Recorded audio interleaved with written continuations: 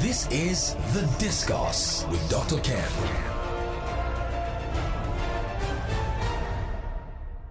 Today's discourse topic is the beauty and challenges of superstardom. My guest is Ayo Mairo-Ese.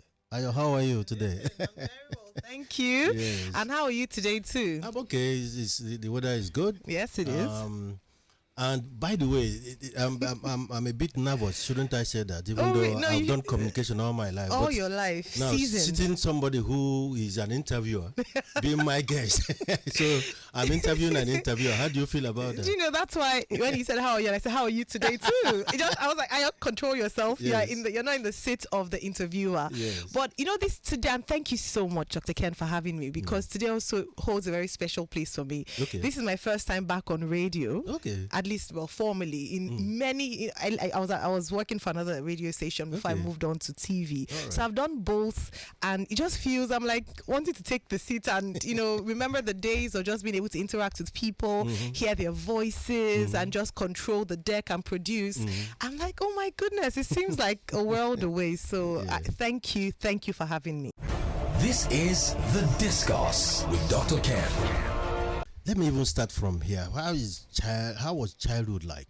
Girl child. That's a very interesting question. So I often talk about how I credit a lot of the memories I have from childhood to my mom. She provided an enabling environment for me as a girl child to thrive. Herself being a go-getter, being a boss lady, it was easy to see, even by example, who I wanted to be in the future. Okay. And then she was also very intentional about letting us know that we could be anything we wanted to be. I recall one incident, and I'll share just for those who are listening. I remember she sent an email. Yeah, my mom used to send emails to us. So she sent an email, and she to be on record. on record, yes. So she wasn't just sending us, even though WhatsApp and the like wasn't available at the time, but it was mainly emails.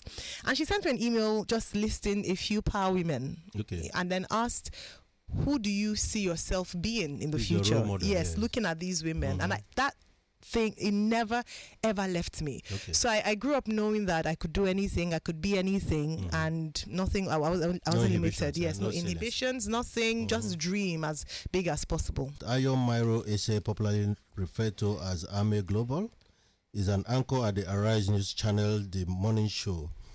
Ayo Mairo-Ese is a multiple award-winning broadcaster and media and communication professional, events compare, host, and public speaker extraordinary.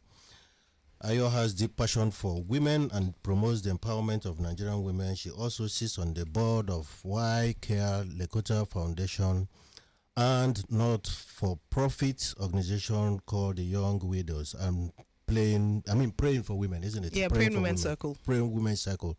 Ayo Mairo enjoys meeting and working with people, reading, dancing, and loves and values family. She's also married to Mairo-Ese and a contributor to the creative industry. She is a lover of growth and development. Yeah. So Thank we did you so a very much. good summary of that. That was a good summary.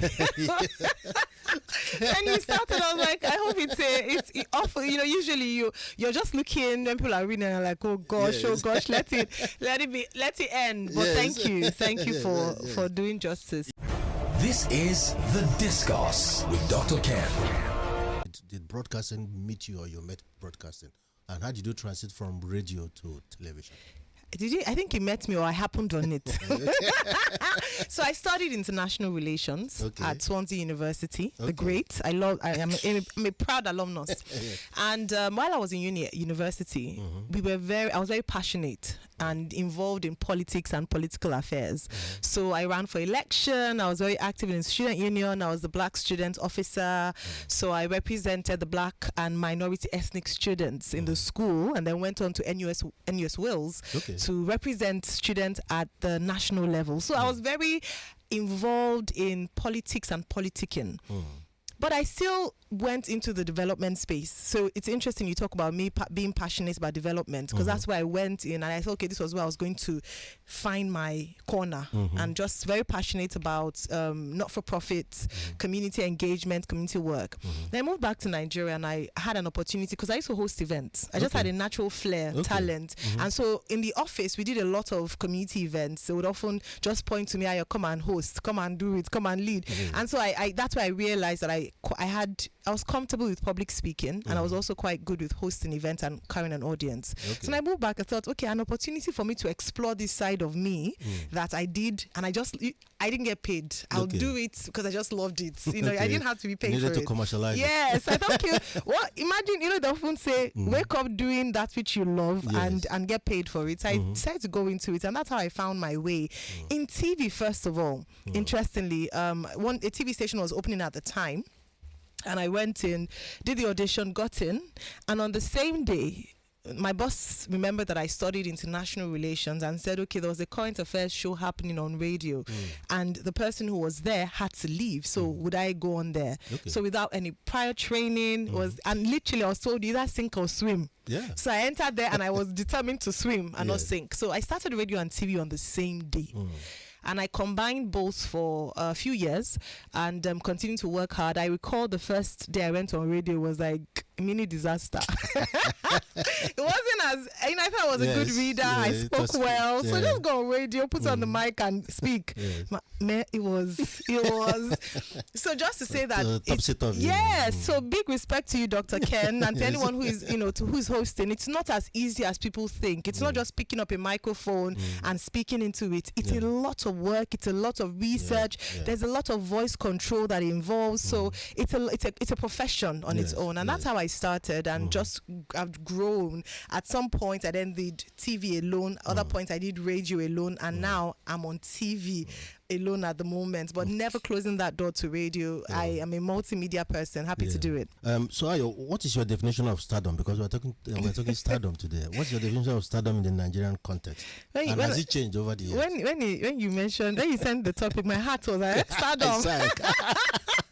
It's an interesting concept because yes, it has evolved. In the past, the stars that we saw almost were untouchable. They were like gods living on earth. There's still people like that. Remember the Michael Jacksons, when he would go on stage and people would literally be falling under the anointing. They'd be crying, they'd be fainting. So it was so far. I don't think we had that culture at the time in Nigeria. There wasn't anyone I would imagine. Of course, the Fela Anukulakpo Kutis of the days, the Sonia Days, the Shino Peters. I grew up listening to these people. My dad influenced me in that way.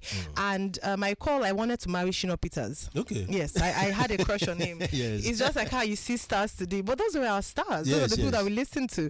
And I thought, I'm going to be one of his wives, and I wanted to dance for Fela. One of my dreams, my friends know, was to be. I had the ultimate dream. To be on stage, Yes, specifically for Fela. I was going to be on stage either way. I want specifically for him. The way they dance. Maybe Femi will call me one day, or my day his son. I don't know.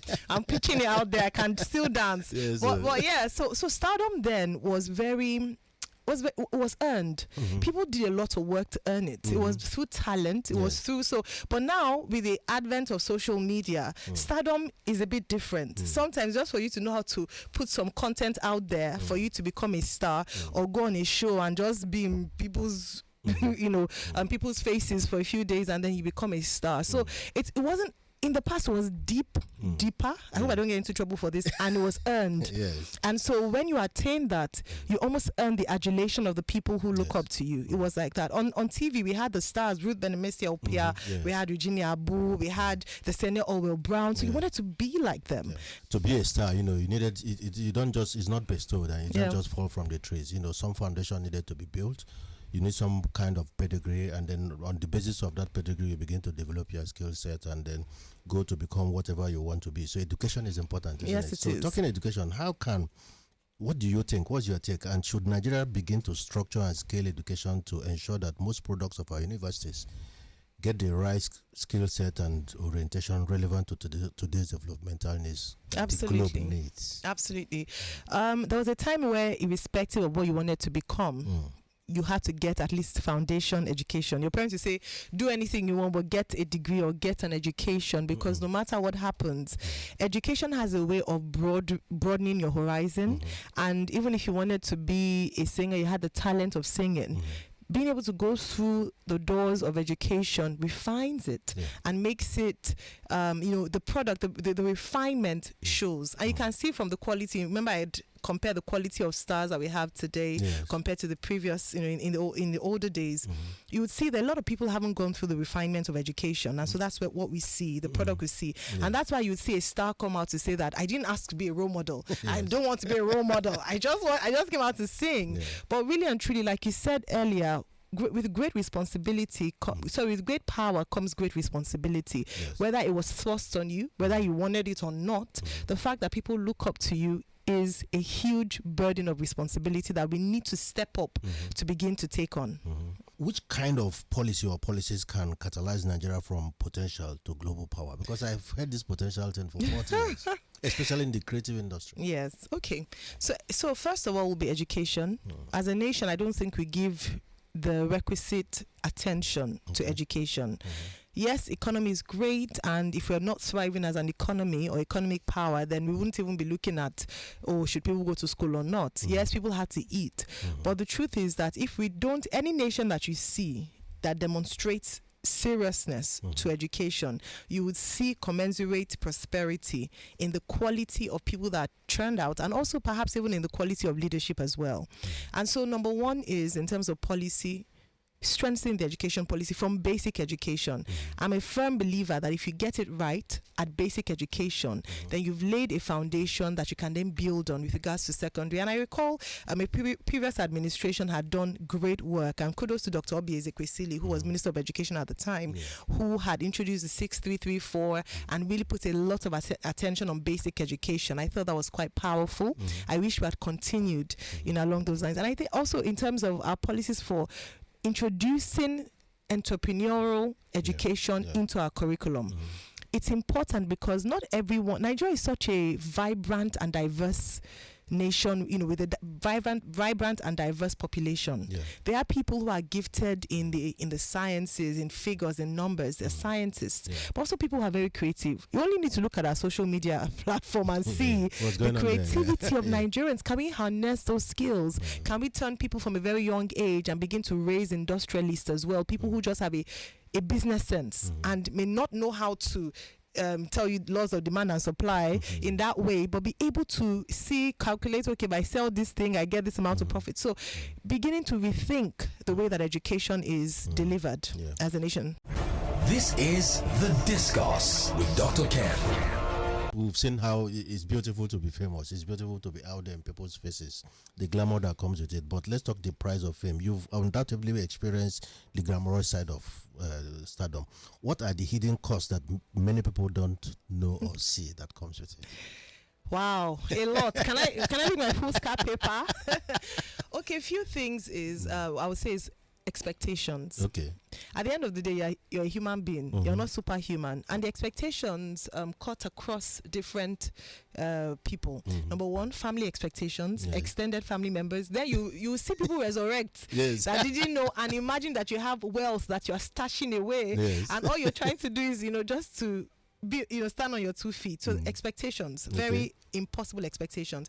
Then expectations from your audience. Don't do this. You don't even know which one you're supposed to do and not do. What to be like, I remember sometimes I want to make a comment, I say a thing and I have a witty comeback. And I'm like, they'll just screen grab this and magnify it out of what context, I did. Out of context. So you have to manage yourself. So it's just that self-regulation and sometimes not being yourself. And then when you go out, sometimes you're having a conversation with your friends and you're speaking your mind, and all of a sudden someone comes to me and the person has been sitting beside you all the while without you realizing that they know you, and they go hello, and I'm like, oh my God, I'll start rewinding everything I've just said, like, who have I offended?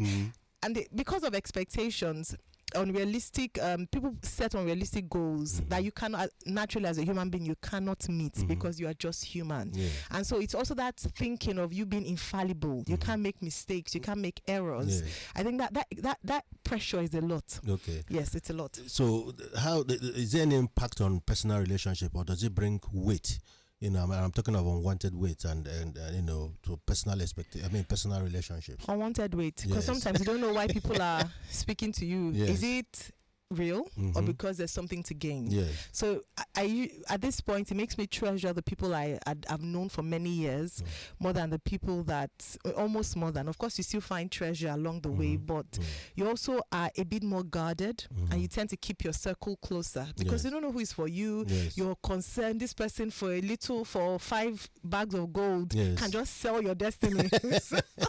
So those things, yes. Yes, but it's been worth the sacrifice, isn't it?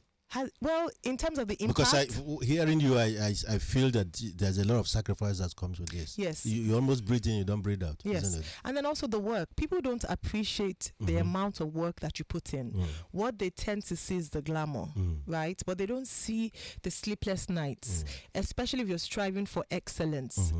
Doing the work again, the level or the amount of time committed to research, the things So people don't see that. I remember recently I was talking to you about it. I'd gone for a conference out of the country, and people were like, "Oh gosh, look at you! You're in the Caribbean." I'm like, "Do you know that?" I said to people, "I did not go to the Caribbean. I went to a conference. Because literally, I didn't see sand. I didn't see sea. It was in and out, straight into the conference. Straight to work. Then you go to bed. Few minutes of rest. The accounting and then the time difference. So people don't see that, of course. And then we have to do a bit of PR. So the pictures you are posting online, you're not showing the behind the scenes. But so yes, it's a lot of work. But you asked the question around, is it worth it? Yes. When you see the fact that you're then given a platform to potentially influence and create impact, it makes it worth it. Okay. Yes. So talking about platform, do you believe that the Nigerian entertainment industry is truly inclusive of women? For women, or are there still significant barriers?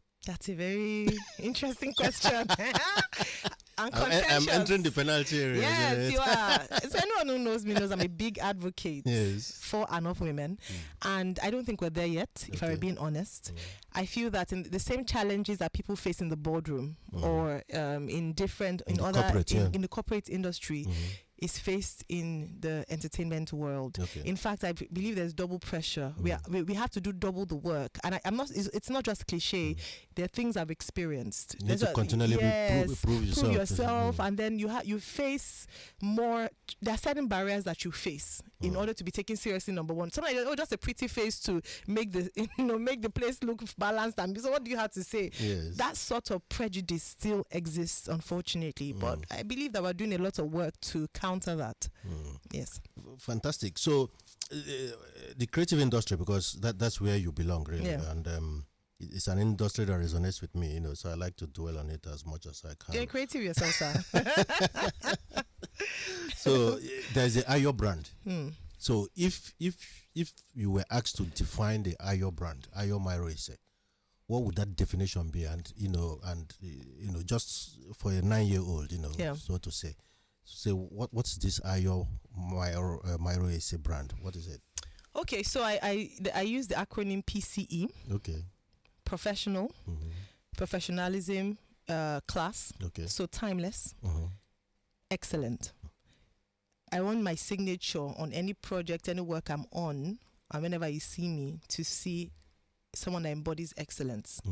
And then I add the J at the end, joy. Joy, okay. Yes. I also believe very much that there's a lot of sadness and hardship and people who are just really mean. Sometimes there has to be a sprinkle of joy. It seems like nice, but it's actually really important to me that everywhere I go to, I'm able to spread some light. So that's the brand I put out there in terms of me being professional. Whenever if you have me on board, you would experience professionalism. You'd see class, so not just everywhere and anything, but I carry myself with class, elegance, and then also, of course, excellence and joy. So that's my brand statement. What a fantastic brand you've painted there. So, and without advertising, all the brands out there, because this is a premium brand you've described, which of them do you think is Ayo? I mean, just any of the brands. I mean, which of the brands do you see on the shelf? And you say, this is Ayo. I'm thinking of two brands. Yes. One is Apple. Apple, okay. Yes, Apple brand. I say that because I see there's just something excellent about it, and it's easily recognizable. Yes. I love how they've been able to, without you seeing the name, you're able to see the mark of Apple. That's what I would like. That even you don't, Ayo has been here. Not because I've said anything or done anything, but because you can see the traces. Just like Nike. Yes, of what I represent. Exactly. So when you see the tick, you know when you see the half-eaten or the quarter excellence. You but know those that two brands deliver with ruthless consistency. Yes. So it's not enough just to build a brand and leave it. Exactly. Because a brand is like a human being. Yes. From time to time, needs a haircut. Yes. And what gives you that haircut? Ruthless consistency. Yes. So that's the Ayo brand. That's it. And don't forget that Apple survived Steve Jobs there. Yes. A number of brands might not have survived that because he was so closely associated with his brand. That's what I also like. When it comes to teamwork, I want a situation whereby even if I'm not there, the work will still go. Fantastic. So I don't wrap around projects around myself. I want people to thrive.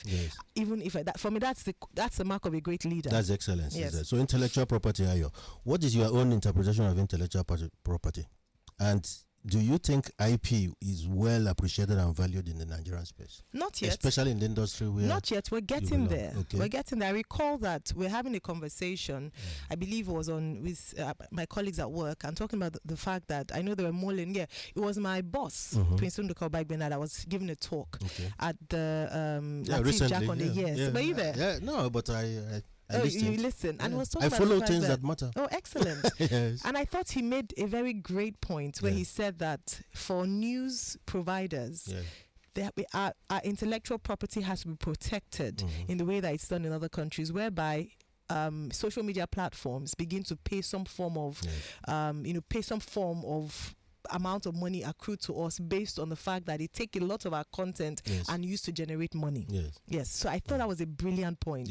We have, that's why I said we haven't gotten there yet.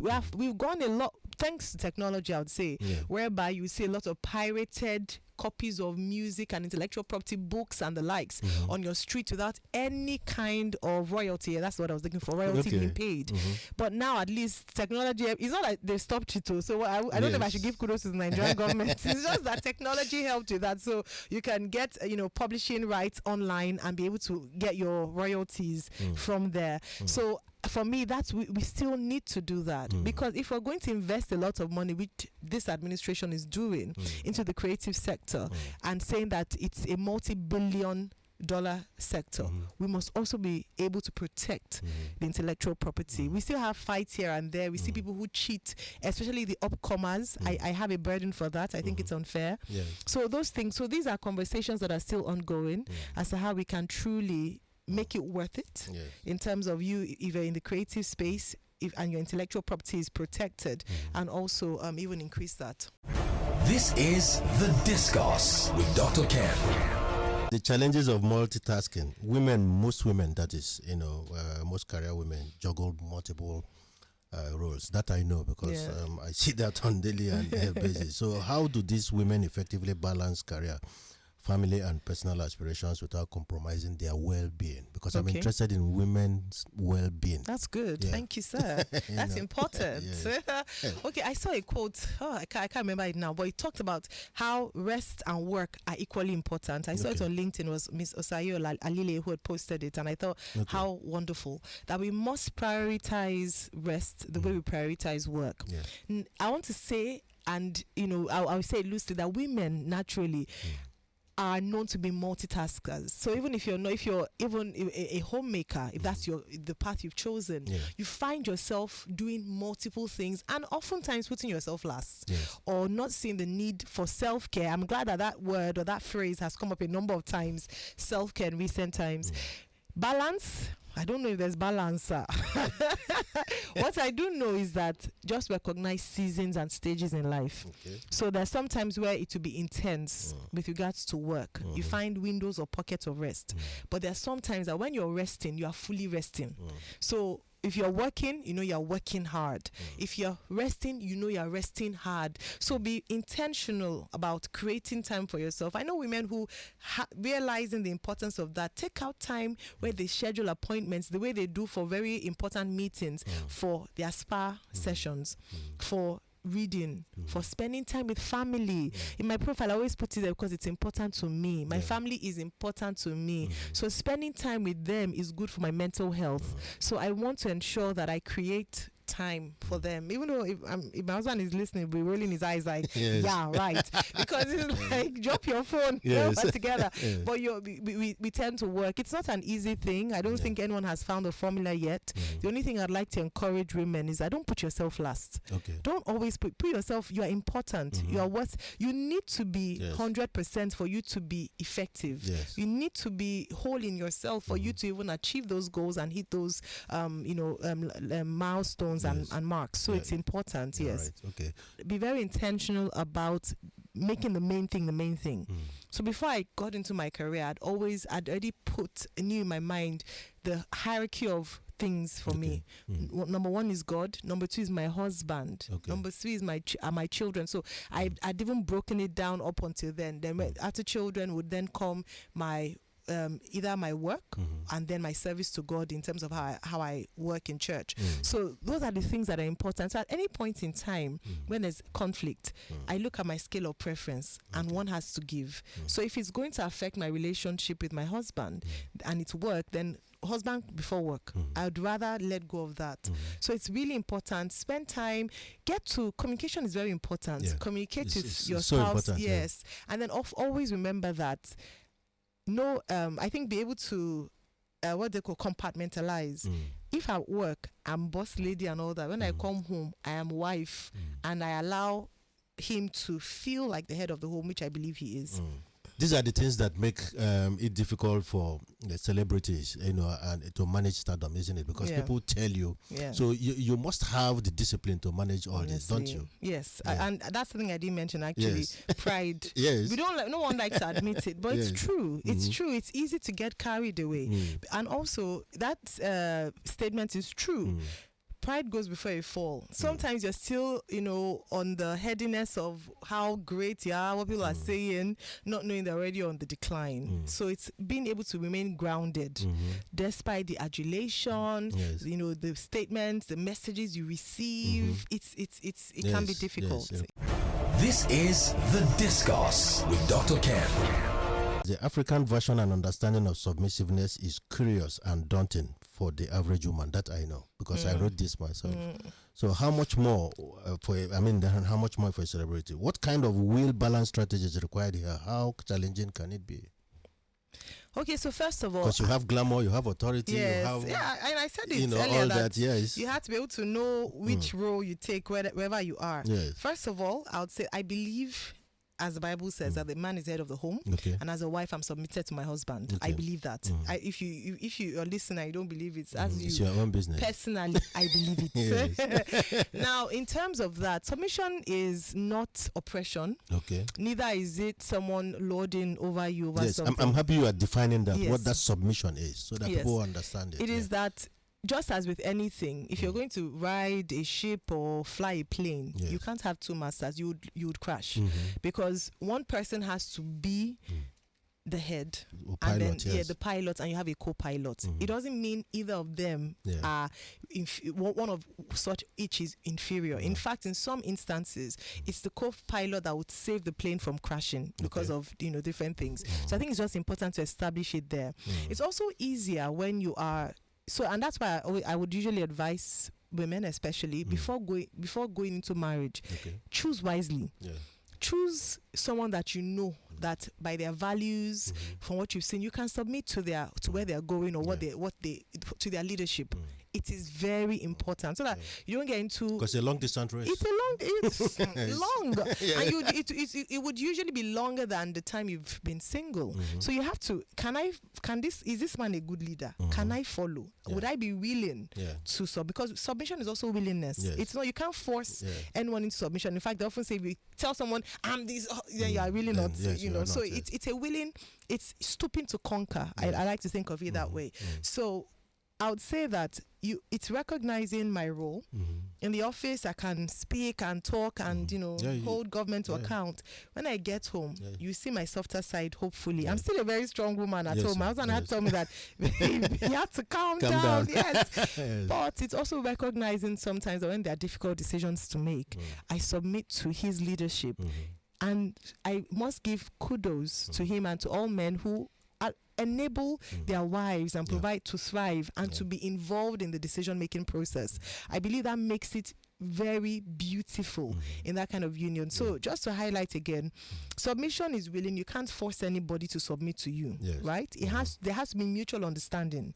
And then I also believe in roles being defined, right? And then see the responsible head of your home, understanding that the buck stops with him, even though both of you are committed to problem solving, making decisions together. Fantastic, because you have a lot of followers and there are a lot of the girl child out there listening, so it's important that we define these things so that they begin to understand how life is and how difficult and challenging yet sweet life can be. But it requires a lot of planning, discipline, isn't it? Yes. So let's talk image, Ayo. Is image everything?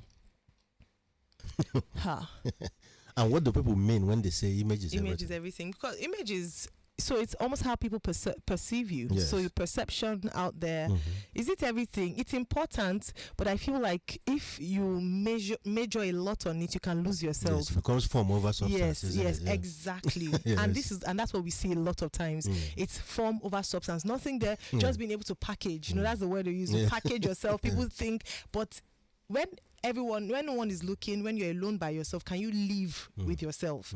You get to a point where you don't even recognize yourself. You don't even know who you are because you've packaged to the extent that even the package, you don't recognize it anymore. So image is important. I do believe that. And we were having a conversation earlier about how even in leadership, it is important to be able to manage the perception of people because it also engenders goodwill or invites people to believe in your leadership. So I think it's important. But I also think that you should not be too obsessed with it so that you lose yourself.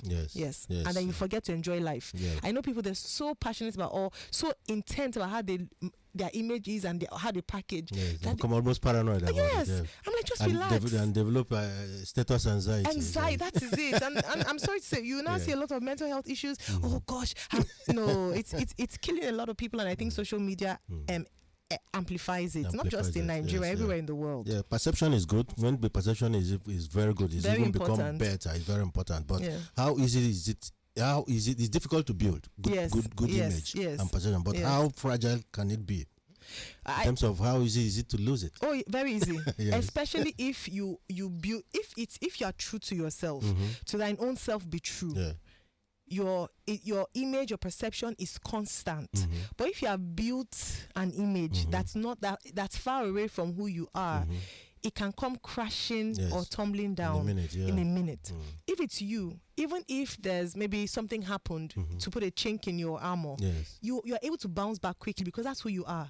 That's what you represent. But the moment they unveil a layer and then they see the real you and everything comes crashing, that's the end. How do you start again? What are your views on the issues around polygamy, divorce, and alcohol and drug abuse? Dr. Ken, this is jam question. My goodness. All right. Just, okay, just quick fire. Polygamy first. Polygamy. I think polygamy has done more harm than good. Really? I know we live in a culture where it's accepted. In the African culture, it's said that, in fact, they say that men are naturally polygamous. I don't believe that because it has caused a lot of heartbreak. It has caused chaos, yes. So from my perspective, I would say that it's done more harm than good. And if people who've been in that situation, I was one, so I'm speaking from experience. I'm not speaking from themselves. This is your view. This is my view. Yeah, you're entitled to it. Yes.